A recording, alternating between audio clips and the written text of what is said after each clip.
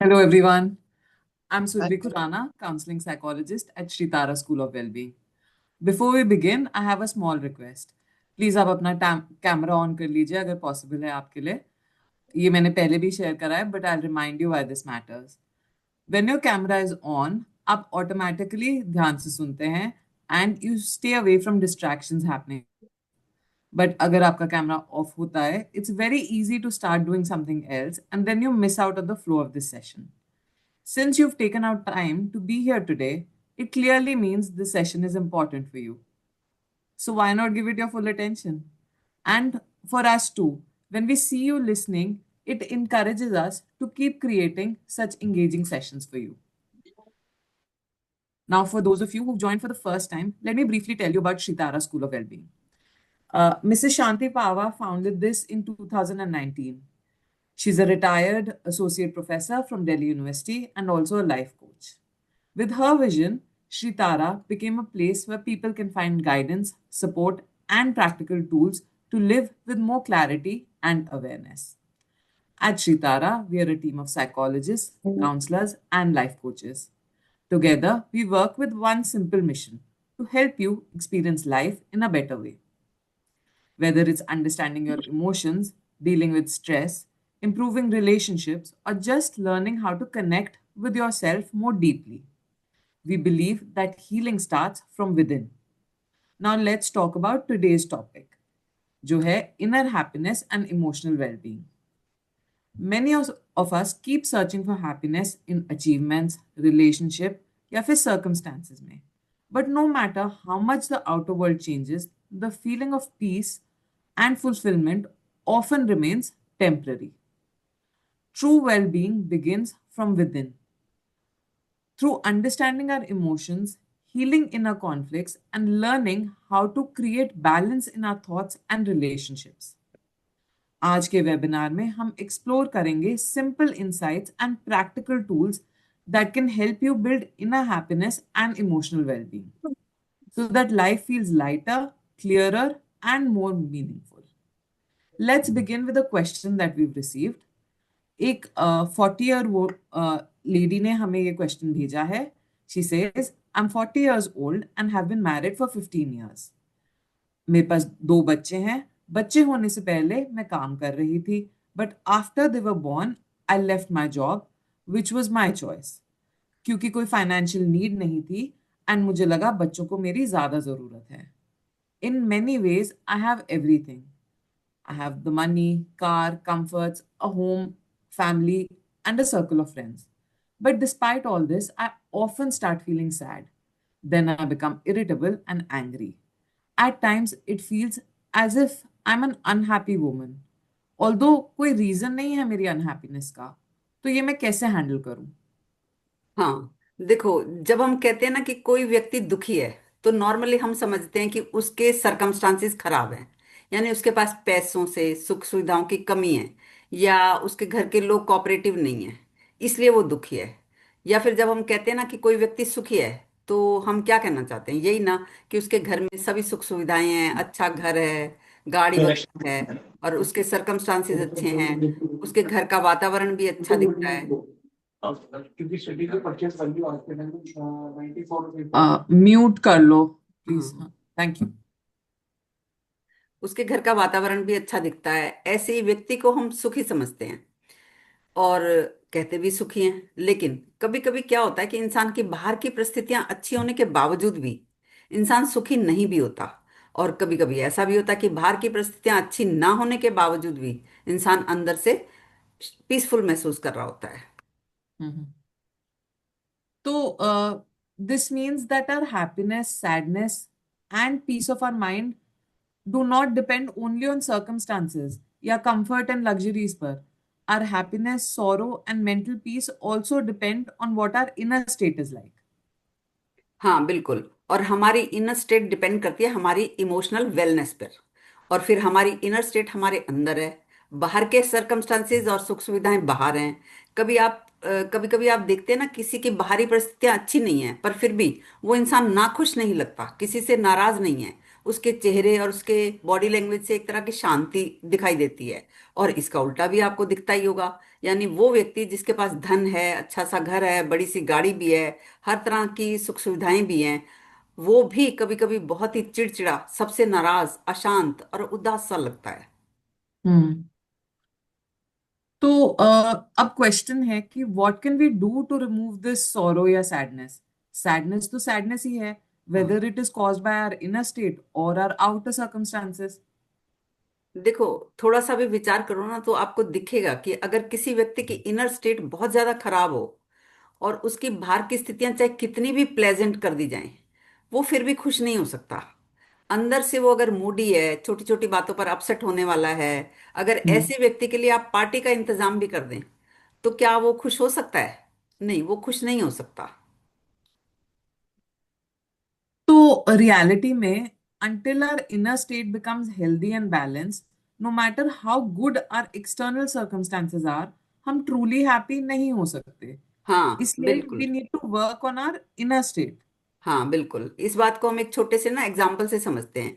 जैसे कोई व्यक्ति ना फॉरेन ट्रिप पर जाना चाहता है और वो फॉरेन ट्रिप पर पहुंच भी जाता है, लेकिन अगर उसके अंदर की स्टेट ऐसी है कि वो बहुत ज्यादा रिएक्टिव है, छोटी छोटी बात चीजों को भी वो अपने हिसाब से चलाना चाहता है, किसी भी को लेकर अपसेट हो जाता है, तो क्या वो उस ट्रिप को एंजॉय कर पाएगा? नहीं ना।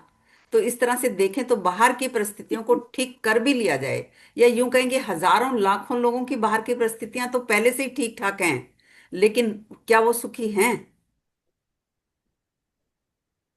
So, this tells us that we need to work on our inner state. By doing this, हम happiness create कर सकते हैं within ourselves. Then, हाँ।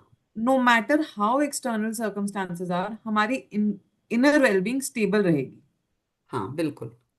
इसको एक और एग्जाम्पल से भी देखते हैं। देखो, एक वाटर कारपोरेशन के ऑफिस में ना एक व्यक्ति गया जिसका नाम था सुखी लाल।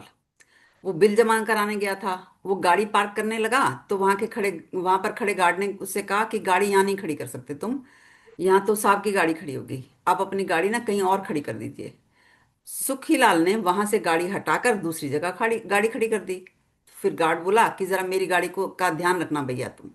तो गार्ड ने कहा हाँ हाँ, मैं ध्यान रखूंगा, मैं यहीं खड़ा हूँ और आप आराम से जाइए। उसके बाद जब सुखीलाल बिल जमा कराने के लिए अंदर गया तो देखा कि काफी लंबी लाइन है, और वो लाइन में लग गया।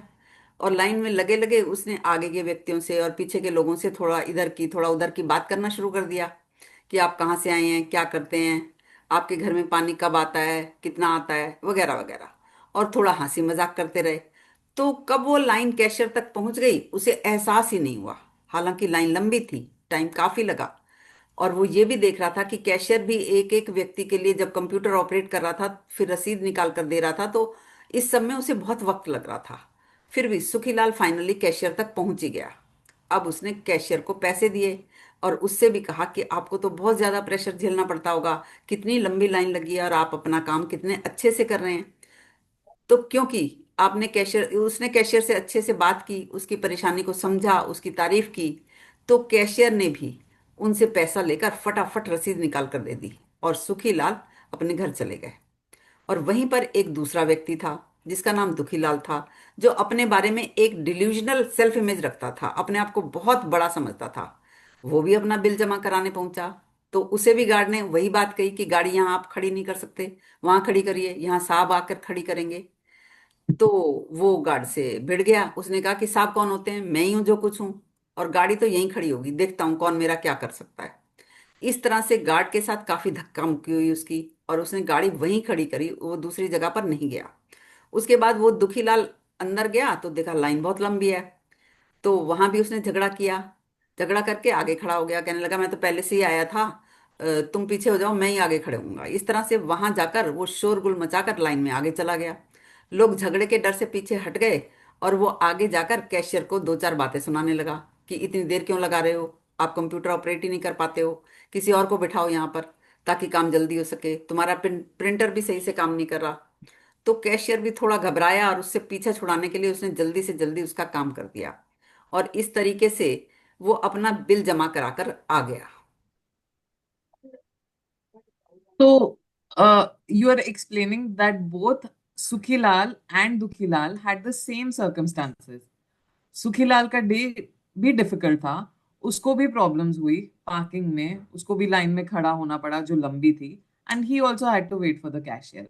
बट उसका एक्सपीरियंस फिर भी प्लेजेंट था। The day was difficult, yet his experience was not bad. On the other hand Dukhilal का एक्सपीरियंस ही अच्छा नहीं रहा। बिल्कुल सही कहा। क्योंकि अगर देखा जाए तो जितने समय में सुखीलाल का बिल जमा हुआ उससे आधे समय में दुखीलाल का बिल जमा हो गया था। पहले उसने गार्ड से झगड़ा किया, उससे धक्का मुक्की की, गाली गलौज किया, फिर वो लाइन में लगे लोगों से धक्का मुक्की और गाली गलौज करने लगा। उसके बाद कैशियर को भी उसने दो चार बातें सुनाई तो कैशियर ने उसको वापस दो चार बातें सुनाई। अंत में उसने उसको भी गाली वाली देकर अपना काम जल्दी से करवा लिया। तो उसे वो बिल जमा कराने में समय तो उससे आधा लगा, लेकिन उसका अनुभव बहुत कड़वा रहा। जबकि बाहर की परिस्थितियां दोनों के लिए एक जैसी थी, लेकिन फिर भी एक का अनुभव अच्छा था जबकि दूसरे का अनुभव अच्छा नहीं था। तो फर्क तो केवल दोनों की इनर स्टेट का ही था ना। एक की हम्म। इनर स्टेट ऐसी थी कि उसकी इनर स्टेट की वजह से बाहरी जो भी परिस्थितियां रही हों, उसने अपनी बाहरी स्टेट को यानी अपने अनुभव को खराब नहीं होने दिया। इसलिए उसकी दोनों ही स्टेट्स पीसफुल रही। जबकि दूसरे की इनर स्टेट की वजह से उसका अनुभव खराब रहा और उसकी बाहरी स्थिति भी अच्छी नहीं रही। तो इसका मतलब है एक पर्सन की इनर स्टेट औरों को भी इफेक्ट कर सकती है, क्योंकि दुखीलाल की इनर स्टेट की वजह से और लोगों को भी तो कंफर्ट और डिस्टरबेंस फील हुई। हाँ बिल्कुल, ऐसा होता है। किसी एक की इनर स्टेट का प्रभाव काफी आगे तक जाता है। इस बात को समझने के लिए भी इसी बिल जमा कराने वाली घटना को और आगे तक देखते हैं। हुआ क्या कि एक दो दिन के बाद ही वो दोनों व्यक्ति यानी सुखीलाल और दुखीलाल, जो कि एक दूसरे को जानते ही थे, कहीं एक साथ जा रहे थे। तो उसी वाटर कॉरपोरेशन के ऑफिस से के आगे से गुजरे और सुखीलाल ने ऐसे ही एक स्टेटमेंट दे दी कि यहाँ ना बहुत अच्छे तरीके से सिस्टमेटिकली काम होता है, यहाँ के लोग अच्छे हैं, स्टाफ बहुत कोऑपरेट करता है। सुखीलाल ने कहा कि भाई तुम ये कैसे बोल सकते हो। दुखीलाल तुरंत उसके अनुभव को रिजेक्ट करने लग गया कि ये आप कह क्या रहे हो, अरे यहाँ का स्टाफ तो बहुत ही बदतमीज है, करप्ट है, ये तो एकदम ही लो लेवल के लोग हैं, इन्हें तो कुछ आता ही नहीं है। इस तरह से दुखीलाल ने ये सब कहते कहते चार पांच गालियां भी जल निगम के स्टाफ को दे डाली। और दुखीलाल ने सुखीलाल के अनुभव को ना केवल रिजेक्ट किया, उसे इनवैलिड ही कह दिया। और दुखीलाल ने यह भी कहा कि आपको तो पता ही नहीं लगता, आप पहचान ही नहीं पाते कि लोग कैसे हैं। तो जो खुशी सुखीलाल ने उस दफ्तर में जाकर हासिल की थी, दुखीलाल ने उस खुशी को ही नगेट कर दिया। हाँ, आप सही कह रहे हो। I can relate to this point because ऐसी सिचुएशन मेरे साथ भी हुई है। एंड अगर मैं सुखीलाल की जगह होती, आई माइट हैव थॉट कि मे बी मैं ही फूलिश हूँ, maybe those people are not good and I just fail to recognise it. हाँ ऐसा होता है, जब भी कोई आपके अनुभव को नगेट करता है ना, तो आपको अपने ऊपर ही डाउट होने लगता है, आपको अपनी रियलिटी पर ही शक होने लगता है। दुखीलाल जैसे लोग आपकी रियलिटी पर ही प्रश्न खड़े कर देते हैं। असल में ऐसा लगने के पीछे एक कारण ये भी है कि जब कोई किसी चीज को खराब कहता है ना तो उसकी बात ध्यान से सुनी जाती है, जबकि कोई किसी चीज को अच्छा कहता है तो कोई उसकी तरफ ज्यादा ध्यान नहीं देता। लेकिन कोई किसी चीज को खराब कह रहा है और आपको वो चीज खराब नहीं लग रही, तो इसका मतलब ये नहीं है कि वो चीज खराब है। इसका मतलब यह है कि आपका वर्ल्ड व्यू अलग है और उस व्यक्ति का वर्ल्ड व्यू अलग है। वो एक दूसरी दुनिया में रहता है और आप एक दूसरी दुनिया में रहते हैं। उसकी दुनिया कैसी भी हो, वो आपकी दुनिया को इनवैलिड नहीं कर सकता, आपकी दुनिया को रिजेक्ट नहीं कर सकता। आपकी दुनिया रियल है, आपका अनुभव भी रियल है। लेकिन कुछ ऐसे लोग होते हैं जिनके अंदर ये टेंडेंसी होती है कि वो आपके अनुभव को इस तरीके से रिजेक्ट करते हैं। मतलब ऐसा नहीं है कि उस व्यक्ति का अनुभव तो अच्छा था, पर वो आपसे झूठ बोलकर अपने अनुभव को नकार रहा था, उसका अनुभव ही खराब था। लेकिन इसका मतलब ये नहीं है कि आपको भी खराब अनुभव ही होना चाहिए था। असल में जो भी अपने बारे में डिल्यूजनल सेल्फ इमेज रखते हैं, जो खुद को ग्रैंडियोस समझते हैं, उस सेल्फ इमेज को कोई छोटी सी चीज से भी ठेस लगा देगा ना, तो उसका पूरा दिन बर्बाद हो जाता है। यही पनिशमेंट है एक बड़ी सी सेल्फ इमेज लेकर चलने की। ग्रैंडियोसिटी के साथ जीने का यही सबसे बड़ा नुकसान है, क्योंकि कहीं से जरा सी ठेस लगी, तुरंत आपकी उस सेल्फ इमेज का बैलून पंचर हो जाता है। तो आप कहना चाह रहे हो दैट व्हेन समवन रिजेक्ट्स और dismisses our experiences, it is because they are living with a different world view. हाँ, और डिफरेंट वर्ल्ड व्यू में जीना किसी के अनुभव को इनवैलिड नहीं कर सकता, रिजेक्ट नहीं कर सकता। आपके अनुभव उतने ही रियल हैं जितने कि वो व्यक्ति समझता है कि उसके अपने अनुभव रियल हैं। तो समझना आपको ये होगा, क्योंकि वो व्यक्ति एक दूसरे वर्ल्ड व्यू में जी रहा है तो इसलिए उसको लगता है कि आपके अनुभव रियल नहीं है, जबकि आपके अनुभव को कोई भी रिजेक्ट नहीं कर सकता, क्योंकि आपका अपना एक वर्ल्ड व्यू है। और आपका वर्ल्ड व्यू ज्यादा ऑथेंटिक है, ज्यादा रियल है, क्योंकि आप दूसरे का दुख दर्द समझ पाते हैं। आप दूसरों से काइंडनेस के साथ बात कर पाते हैं, क्योंकि आप थोड़ी देर वेट कर पाते हैं। आप दूसरों की दिक्कत को भी कंसीडर कर पाते हैं। तो आप एक ज्यादा अच्छे सिटीजन हैं, एक ज्यादा अच्छे व्यक्ति हैं। तो फाइनली हमारा जीवन इस बात पर निर्भर करता है कि हमारे अनुभवों से हमें खुशी प्राप्त हुई या नहीं। आपके अनुभव खुशी देने के टर्म्स में ज्यादा रिवार्डिंग है। इससे ये पता चलता है कि आपका वर्ल्ड व्यू ज्यादा ऑथेंटिक है, आप ज्यादा वास्तविक दुनिया में जीते हैं। और वो व्यक्ति जिसके अनुभव हमेशा उसको दुख देते हैं, वो एक इनऑथेंटिक वर्ल्ड व्यू में जी रहा है। तो एक इनऑथेंटिक वर्ल्ड व्यू में जीने वाला एक ऑथेंटिक वर्ल्ड व्यू में जीने वाले को कैसे नगेट कर सकता है? So in reality, there are some people who, with a lot of conviction and insistence, deny दूसरे लोगों का वर्ल्ड व्यू. इसी को तो गैसलाइटिंग कहते हैं. हाँ, सही कह रही हो तुम। वो बातों को इस तरह से और इतनी बार कहते हैं कि आप अपनी रियलिटी पर ही डाउट करने लगते हैं। इस तरह से वो आपको इनवैलिड करके आपको कंट्रोल करने की कोशिश करते हैं। आप अगर किसी ऐसे व्यक्ति के लगातार टच में रहते हैं तो धीरे धीरे आपको अपने वर्ल्ड व्यू में ही घसीटने की कोशिश करते हैं वो लोग, और आपको एक तरह से इमोशनली कंट्रोल कर लेते हैं। तो आपको गैस लाइटेड नहीं होना है। इसके लिए आपको अपने वर्ल्ड व्यू को समझना होगा और उसमें अपने आप को ग्राउंडेड करना होगा। तभी आप अपने जीवन को ज्यादा अच्छे तरीके से जी सकते हैं। इसके लिए आपको याद रखना होगा कि सुखीलाल जैसे व्यक्तियों का दिन भले ही कठिन रहा हो, लेकिन उसके बुरे से बुरे दिन का भी जो वास्तविक स्थिति है खुशी देने की टर्म्स में, वो दुखीलाल के अच्छे से अच्छे दिन की स्थिति से भी बेहतर है। तो दुखीलाल जैसे व्यक्ति भले ही आपके अनुभवों को कितना भी नकारें, वो वास्तव में एक लो क्वालिटी जीवन ही जी रहे होते हैं, जिससे उन्हें कोई हैप्पीनेस नहीं मिलती, क्योंकि हर जगह वो अपने डिल्यूजनल सेल्फ इमेज की वजह से चोट खाते रहते हैं। वो कभी भी वास्तविक खुशी प्राप्त ही नहीं कर पाते। लेकिन आप अपनी ऑथेंटिक सेल्फ की वजह से खुशी प्राप्त करते रहते हैं। इसलिए आपके वर्ल्ड व्यू और आपके अनुभव रियल हैं, जिन्हें कोई नकार नहीं सकता। तो इस इंसिडेंट से we understand that in our life, our inner state matters a lot. But the question is, what can we do to keep our inner state right and balanced? असल में अनअवेयरनेस में व्यक्ति आउटर इवेंट्स और inner states के बीच में फर्क ही नहीं कर पाता। लेकिन जब हम इस फर्क को करना सीख जाते हैं तो ये होता है जाग जाना, यानी अवेयरनेस। और इस अवेयरनेस की शुरुआत हो सकती है सेल्फ ऑब्जर्वेशन से। इसका मतलब है कि अपनी ही इनर स्टेट को ऑब्जर्व करना। देखिए, जो चीज़ बाहर है वो तो बाहर ही है, और जो हमारी इनर स्टेट है वो हमारे अंदर की बात है। बाहर की चीज़ हमें प्रभावित तो कर सकती है, करती ही है। बाहर की घटनाएं ऐसी होती हैं कि उनकी वजह से हमें दिक्कत हो, परेशानी हो। लेकिन जो हमारी इनर स्टेट है उसकी वजह से तो बाहर चाहे परेशानी हो या ना हो, हम परेशान ही रहेंगे। For external circumstances, तो most लोग handle कर लेते हैं. They do whatever can be done. But the question is, क्या inner state change करना हमारे लिए possible भी है? हाँ, बिल्कुल है। इसके लिए सबसे पहले हमें अपनी इनर स्टेट की रिस्पॉन्सिबिलिटी लेनी होगी।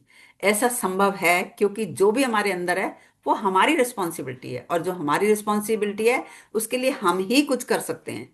और हम कुछ कर सकें, इसका शुरुआती प्रोसेस है सेल्फ ऑब्जर्वेशन। सेल्फ ऑब्जर्वेशन से पता लगता है कि हमारे अंदर कौन कौन सी ऐसी स्टेट्स हैं जिसकी वजह से हम हमेशा दुखी रहते हैं।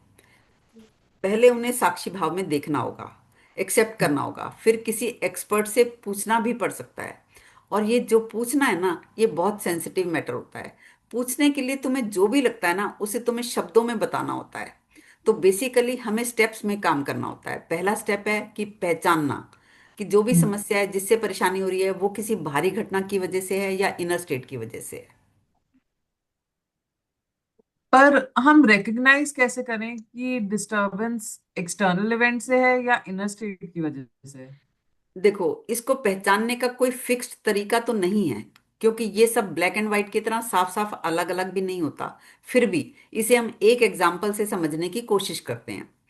एक बार संगीता ने पूछा कि अगर मैं डिस्टर्ब होती हूँ तो मेरा फोकस अपने जीवन को ही कोसने पर चला जाता है।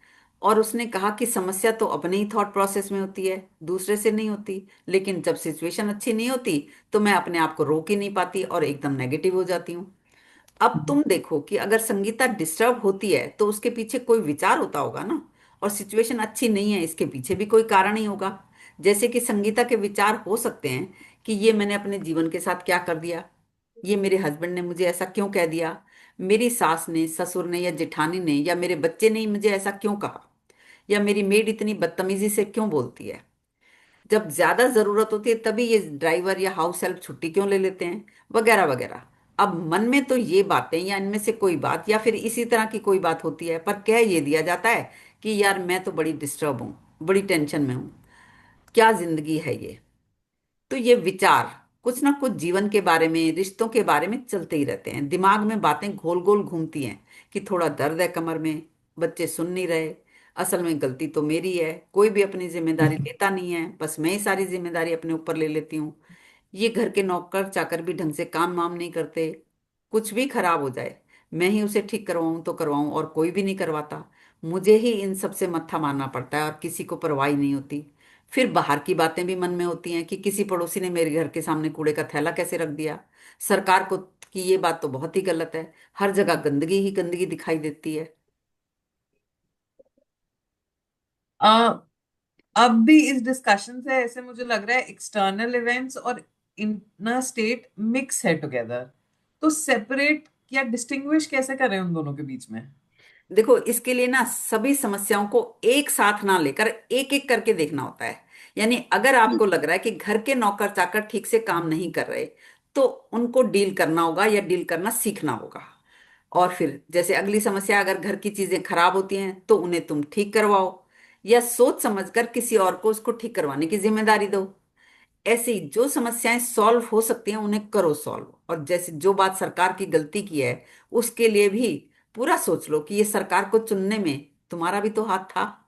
तो उस वक्त तुमने नहीं सोचा तो कोई बात नहीं, अगली बार सोच समझकर वोट देना। और फिर सोच समझकर वोट देने के बाद भी सरकार का एक अपना तरीका है काम करने का। अगर तुम्हारे पास कोई सुझाव है, कोई सजेशन है, या तुम कुछ कर सकते हो तो कर लो, नहीं तो तुम्हें ही समझना पड़ेगा कि इस मामले में कुछ किया नहीं जा सकता। ऐसे ही हर समस्या को अलग अलग से देखना और जो कर सकते हैं कर लेना ही पहला कदम हो सकता है। और जिसके लिए कुछ समझ ना आए तो किसी एक्सपर्ट से पूछना ही ऐसी समस्याओं के सॉल्यूशन हो सकते हैं। हाँ, it is also important to understand and separate these problems. Then it's not always as clear or as black and white, nor can someone simply make a fixed list of them. ये चीजें सिर्फ समझी जा सकती हैं in context of जो individual की अपनी प्रॉब्लम है। However, the first step is to work on whatever external problems can be addressed. और उसके बाद इनर स्टेट पे काम करें। And that in itself is a process that is often done with the help of someone's guidance, expert की guidance के under, जैसे life coach, कोई काउंसलर, कोई साइकोलॉजिस्ट। और इस वेबिनार के बाद मैंने 4 सिंपल एक्शनेबल स्टेप्स बनाए हैं जो आप सभी कर सकते हैं। नंबर 1 है, आइडेंटिफाई कीजिए what is external and what is internal आपकी प्रॉब्लम्स में। Take a few minutes to write down what is troubling you. Then separate it into 2 columns. एक साइड पे अपनी एक्सटर्नल सिचुएशंस लिखिए और एक साइड पे अपनी दूसरे कॉलम में अपनी फीलिंग्स, थॉट्स, रिएक्शंस यानी इनर स्टेट लिखिए। और इसमें कोई भी कंफ्यूजन हो आप हमसे तो पूछ ही सकते हैं। Secondly, address one external issue at a time. If there is a practical problem, communication in a relationship, workload routine, या बाउंड्री सेट करना, take one small step to improve it instead of trying to solve everything at once.